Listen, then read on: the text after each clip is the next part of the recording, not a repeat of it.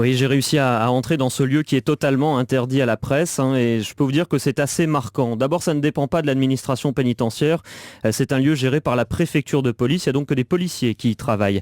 Alors une fois passé la lourde porte et la grille du sas d'entrée, on arrive dans un vaste hall sous des voûtes en pierre. À gauche, le quartier des femmes.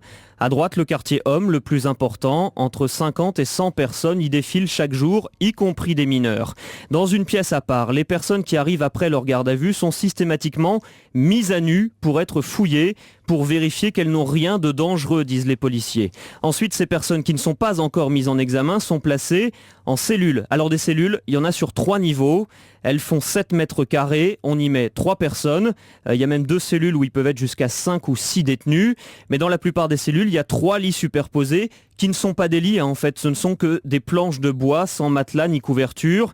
Et juste au bout du lit, près de la porte, il y a des toilettes à la turque, simplement protégées, si l'on peut dire, par un muret d'à peine 50 cm. Donc clairement, aucune intimité et des cellules véritablement insalubres, des murs délabrés, rongés par l'humidité, des toilettes bouchées, nauséabondes, sans parler des cafards qui viennent régulièrement. Mais Guillaume, comment se fait-il que ce dépôt soit dans un tel état? Il y a bien du nettoyage au minimum, non? Alors oui, tous les jours, en semaine, des employés d'une société privée payée par la préfecture de police viennent nettoyer les cellules, mais ils font le strict minimum selon Rocco Cotento, responsable adjoint du syndicat général de la police à Paris. Il y a un contrat privé avec une société de nettoyage qui est censée les nettoyer tous les jours, mais le nettoyage se borne qu'à mettre un coup de serpillière. Sur leur contrat, c'est très précis, au-delà d'1 mètre du sol, ils ne peuvent pas nettoyer, ils ne le font pas, ce qui veut dire que des détenus parfois arrivent très énervés et mettent des déjections, vomissent, et ce n'est pas nettoyé. Donc le risque pour les collègues, c'est tout simplement se choper des maladies. C'est arrivé. On a des collègues qui ont attrapé la gale, qui ont attrapé la teigne. Les désinfections ne se font que tous les 2 ans approximativement.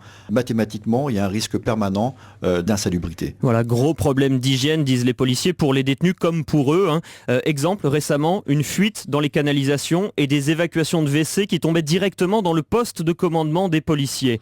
À cela s'ajoute la tension qui règne sur place, le stress, les cris et puis le manque d'effectifs policiers. Parfois la nuit, il n'y a que 3 fonctionnaires pour surveiller une centaine de détenus. Guillaume, vous qui êtes allé sur place, est-ce que toutes les cellules sont dans cet état?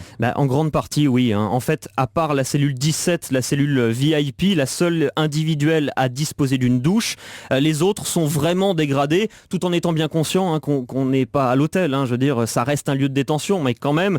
En réalité, il y a effectivement une douzaine de cellules qui ont été refaites à neuf il y a 1 an. Celles-là sont individuelles, elles sont aux normes européennes, elles sont vraiment très propres. Et pour cause, ce sont les plus éloignées. En fait, les policiers les utilisent uniquement quand les autres sont pleines, tout simplement parce que vu les effectifs, ils mettent en priorité les détenus au plus près de leur poste de commandement.